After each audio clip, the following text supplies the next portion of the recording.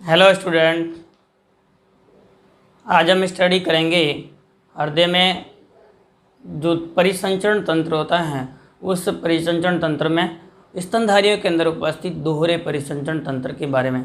इन स्तनधारियों में जो परिसंचरण तंत्र होता है वो किस प्रकार का होता है? दोहरे प्रकार का परिसंचरण तंत्र होता है। हमने पढ़ा था कि जो सबसे पहले पीसीज वर्ग होता है उनके अंदर किस प्रकार का परिसंचरण तंत्र होता है? एकल परिसंचरण तंत्र होता है। उसके एम्फीबिया में और रेप्टाइल्स होते हैं उनके अंदर अपूर्ण दोहरा परिसंचरण तंत्र होता है, जबकि स्तनधारी एवं एवीज के अंदर दोहरा परिसंचरण तंत्र होता है। तो आप देखेंगे किसे कहा जाता है दोहरा परिसंचरण तंत्र। तो सबसे पहले आपको ध्यान रखना है कि जो स्तनधारी होते हैं उन स्तनधारियों में मनुष्य सहित स्तनधारियों में एक परिसंचरण चक्र या हृदय चक्र, एक परिसंचरण चक्र या हृदय चक्र, एक परिसंचरण चक्र या हृदय चक्र में रुधिर हृदय से 2 बार गुजरता है।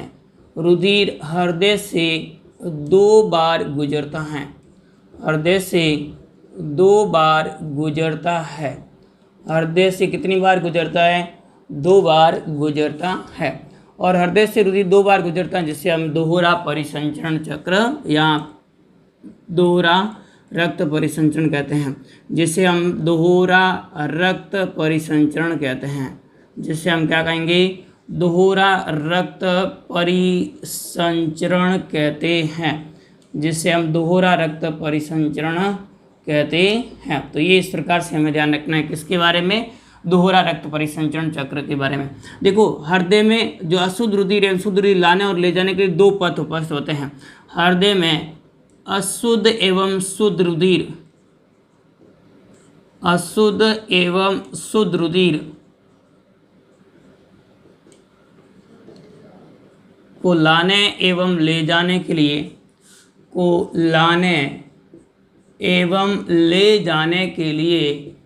लाने एवं ले जाने के लिए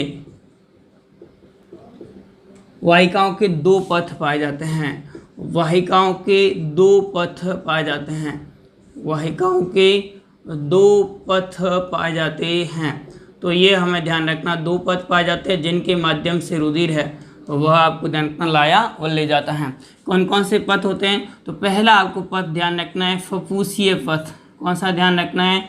फफूसीय पथ। दूसरा पथ हमें ध्यान रखना है, वो कौन सा ध्यान रखना है? दैहिक पथ। तो पहला फफूसीय पथ और दूसरा सेकंड हमें कौन सा ध्यान रखना है? सेकंड आप ध्यान देंगे दैहिक पथ। तो इस प्रकार से जो रुधिर परिसंचरण चक्र होता है उसके अंदर 2 पथ उपस्थित होते हैं। पहला ध्यान दीजिए फफूसीय पथ। किसे कहा जाता है? तो रुधिर हृदय से कहाँ जाएगा? रुधिर हृदय से फेफड़ों में जाता है। हृदय से फेफड़ों में, और फेफड़ों से पुनः कहाँ तक आएगा? हृदय तक आता है, और जहाँ से शरीर में पंप कर दिया जाता है उस पूरे पथ को हम क्या कहते हैं? फफूसीय पथ कहा जाता है। तो आप ध्यान देंगे रुधिर का हृदय से फेफड़ों या फफूस तक पहुँचना एवं पुनः प्राप्त करने की जो प्रक्रिया होती है उस पथ को हम क्या कहेंगे? फफूसीय पथ कहा जाता है। जबकि रुधिर है वो हृदय से कहाँ जाता है? तो आपको जानना है शरीर के विभिन्न भागों में, शरीर के विभिन्न भागों में पहुँचता है, और शरीर के विभिन्न भागों में पहुँचता उस पथ को हम क्या कहेंगे? तो आपको ध्यान रखना है उस पथ को हम दैहिक पथ कहते हैं। तो हृदय से शरीर के विभिन्न भागों में रुधिर पहुंचता है। रुधिर का पहुंचना कौन सा पथ कहलाता है? तो आप ध्यान देंगे दैहिक पथ कहलाता है। तो ये 2 पथ हमें ध्यान रखना है, फफूसीय पथ और दूसरा कौन सा ध्यान रखना? दैहिक पथ। एक हम सिंपल से डायग्राम से समझते हैं कि मनुष्य के अंदर हृदय होता है, उसके अंदर कितने कक्ष होते हैं? 4 कक्ष होते हैं। मनुष्य के हृदय में कुल कितने कक्ष होते हैं? 4 कक्ष होते हैं। कौन कौन से 4 कक्ष होते हैं? तो आप देखेंगे कि हृदय के अंदर ये 4 कक्ष होते हैं, और उसमें चारों कक्ष होते हैं वो आपस में इस प्रकार से उपस्थित होते हैं। उसमें ये आपको ध्यान रखना है कौन सा हो जाएगा? राइट एट्रिया, यानी आपको ध्यान रखना है कौन सा हो जाएगा? दायां आलिंद। ये बायां आलिंद। ये आपको ध्यान रखना है राइट वेंट्रिकल, और ये कौन सा होगा? लेफ्ट वेंट्रिकल या दायां आलिंद होता है। इस प्रकार से होगा। अब देखो ध्यान दें, यहाँ से जो रुधिर है वो ऊर्ध्व महाशिरा एवं पश्च महाशिरा से रुधिर है वो आपको ध्यान का ऊर्ध्व महाशिरा से और पश्च महाशिरा से आकर के किस में आता है रुधिर, तो आपको ध्यान का दाएं आलिंद के अंदर रुधिर आता है। क्लियर हो गया। दाएं आलिंद में रुधिर शरीर के विभिन्न भागों से आएगा और दाएं आलिंद में शरीर के विभिन्न भागों से रुधिर जब प्रवेश करता है तो यह अशुद्ध रुधिर है। अशुद्ध रुधिर यहाँ प्रवेश करने के बाद दाएं आलिंद से दाएं नीले के अंदर प्रवेश करेगा। दाएं नीले से रुधिर है वो यहाँ से बाहर की ओर निकलेगा और कौन सी वाहिनी के माध्यम से, तो आपको ध्यान रखना है फफूसीय धमनी के माध्यम से। किसके माध्यम से, फफूसीय धमनी के माध्यम से। और फफूसीय धमनी के द्वारा ये किसमें पहुँच जाएगा, बाईं और दाईं फफूसीय धमनी को उसकी सहायता से आपको ध्यान रखना है फेफड़ों तक पहुँच जाता है। फफूस यहाँ किसमें पहुँचेगा, फेफड़ों में पहुँचेगा। क्लियर हो गया। यहाँ से रुधिर किसमें पहुँचेगा, फफूस यहाँ फेफड़ों में पहुँचता है। फफूस यहाँ फेफड़ों में पहुंचने के बाद में यहाँ रुधिर का क्या ऑक्सीजनीकरण होगा और ऑक्सीजनीकरण होने के बाद में आपको ध्यान रखना है यहाँ से जो शुद्ध रुधिर होगा वह शुद्ध रुधिर किस में आएगा, तो आपको ध्यान रखना है दो जोड़ी फफूसीय जो सिराएं होती हैं उन फफूसीय सिराओं के माध्यम से, दो जोड़ी फफूसीय सिराओं के माध्यम से रुधिर है वो किस में पहुँचेगा, तो आपको क्या ध्यान रखना है दो जोड़ी फफूसीय सिराओं के माध्यम से रुधिर बाएं आलिंद में पहुंचता है। किसमें पहुंचता है, बायां आलिंद में पहुंचता है। इस प्रकार से पूरा पथ बनेगा। उस पथ को हम क्या कहेंगे, तो आपको ध्यान रखना है फफूसीय पथ कहा जाता है। यानी शरीर के विभिन्न भागों से आने वाला रुधिर होता है वो दाएं आलिंद में आता है। दाएं आलिंद से दाएं नीले में, दाएं नीले से रुधिर है वह फेफड़ों में प्रवेश करता है। किसके माध्यम से, तो आपको ध्यान रखना है फफूसीय धमनी के माध्यम से अशुद्ध रुधिर होगा वह फेफड़ों में प्रवेश करता है, जहाँ पर इनका ऑक्सीजनीकरण होगा और ऑक्सीकृत रुधिर होता है पुनः बाएं आलिंद के अंदर प्रवेश करता है। इस पूरे पथ को हम क्या कहेंगे, फफूसीय पथ कहा जाता है। अब बाएं आलिंद से रुधिर होगा वो किस में आएगा, बाएं आलिंद से बाएं नीले में, और बाएं नीले से रुधिर को शरीर के विभिन्न भागों में क्या कर दिया जाता है, यहाँ से पंप कर दिया जाता है। यानी यहाँ पर शरीर के विभिन्न भागों में क्या कर दिया जाएगा, पंप कर दिया जाएगा। यानी यहाँ पर कौन सी धमनी से पंप किया जाएगा, महाधमनी से।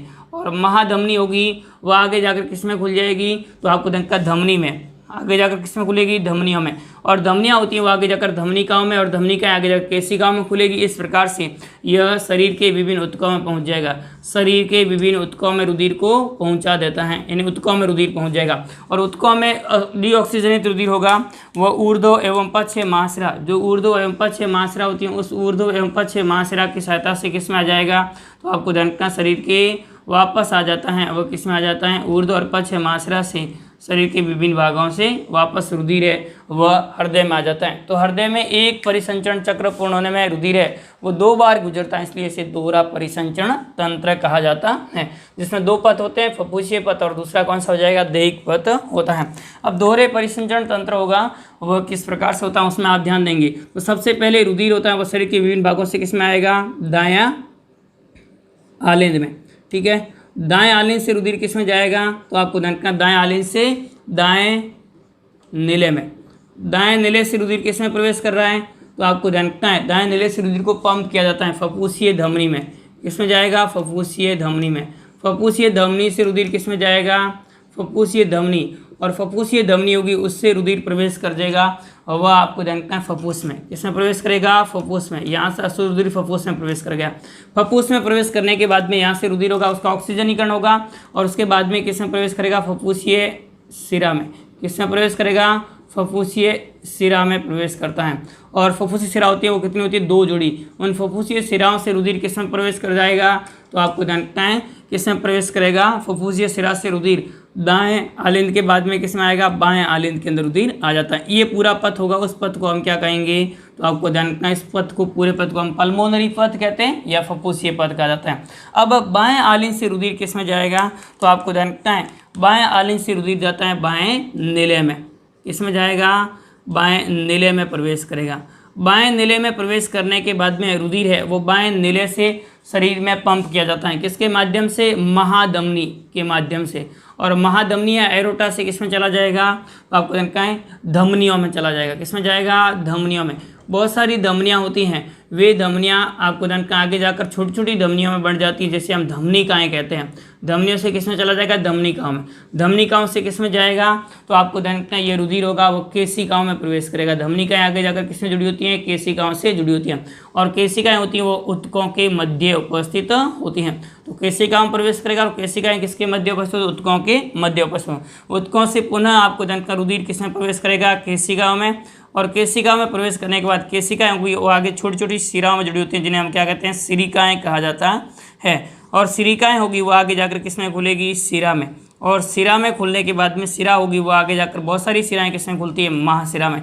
इस प्रकार से महाशिरा में खुलेगी पुनः, तो महाशिरा में पुनः रुधिर होगा, वह महाशिरा में प्रवेश कर जाएगा, और महाशिरा से रुधिर वापस कहाँ चला जाएगा, तो महाशिरा से रुधिर वापस दाएं आलिंद में चला जाता है। तो दो पथ हो जाएंगे, एक पथ होता है जो जिससे हम क्या कहेंगे, फुफ्फुसीय पथ कहेंगे, दूसरा पथ होता है जिससे हम क्या कहते हैं, देहिक पथ कहा जाता है। इस प्रकार से दो पथ उपस्थित होना क्या कहलाता है, दोहरा परिसंचरण पथ कहलाता है। तो मनुष्य के अंदर रुधिर परिसंचरण चक्र होता है वो किस प्रकार का होता है, दोहरा परिसंचरण चक्र होता है। इसके अतिरिक्त एक और चक्र उपस्थित होता है जिसके माध्यम से रुधिर है वह हृदय की जो पेशियां होती है वहां तक पहुंचता है।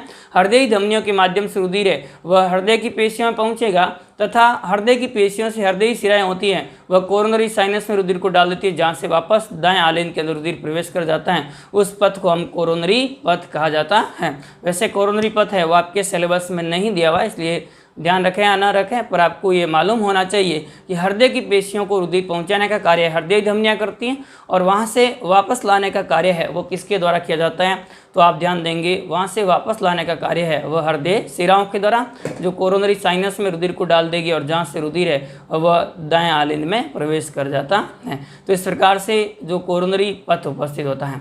फिर उसके बाद में आपको ध्यान रखना है रुधिर परिसंचरण चक्र, जो दोहरा परिसंचरण चक्र होता है उसका क्या क्या महत्व होता है। तो पहला महत्व आपको ध्यान रखना है, इसके कारण से अशुद्ध एवं शुद्ध रुधिर होता है वह हृदय में अलग अलग बना रहता है। यानी दोहरा परिसंचरण चक्र होगा जिसके कारण से शुद्ध एवं अशुद्ध रुधिर होता है वह हृदय में अलग अलग बना रहता है, मिक्स नहीं होता है।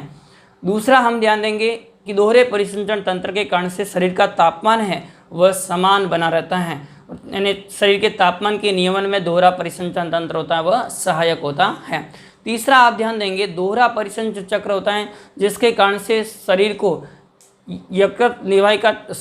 वृक्क निवाहिका तंत्र की आवश्यकता नहीं होती है। तो इस प्रकार से दोहरा परिसंचरण तंत्र होगा जिसके कारण शरीर को वृक्क निवाहिका तंत्र की आवश्यकता नहीं होती है। ये डिफरेंस कई बार पूछा जाता है, मेढक और मनुष्य में मुख्य डिफरेंस क्या होता है। तो मेढक के अंदर वृक्क निवाहिका तंत्र उपस्थित होता है, जबकि मनुष्य स्तनधारियों में इस प्रकार का वृक्क निवाहिका तंत्र उपस्थित नहीं होता है।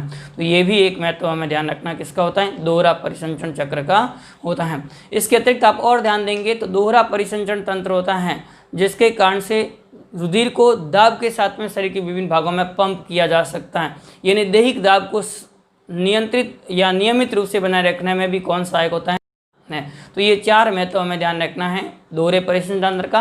पहला महत्व आपको ध्यान रखना है दोहरे परिसंचरण के कारण से क्या होगा, तो आपको ध्यान रखना है शुद्ध और अशुद्ध रुधिर अलग अलग बना रहता है। दूसरा शरीर का दैहिक ताप नियंत्रण में। तीसरा आपको ध्यान रखना है दोहरा परिसंचरण तंत्र के कारण से वृक्क निवाहिका तंत्र की आवश्यकता नहीं होती है।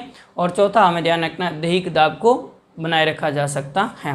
तो इस प्रकार से हमारा हृदय और उसकी आंतरिक संरचना कंप्लीट होती है, और इसी के साथ में आपका रुधिर परिसंचरण तंत्र है वो भी पूर्ण होता है। अब दूसरा तंत्र हम पढ़ेंगे लसिका तंत्र, और उसकी चर्चा हम करेंगे नेक्स्ट अगली क्लास में। तब तक के लिए धन्यवाद, थैंक यू।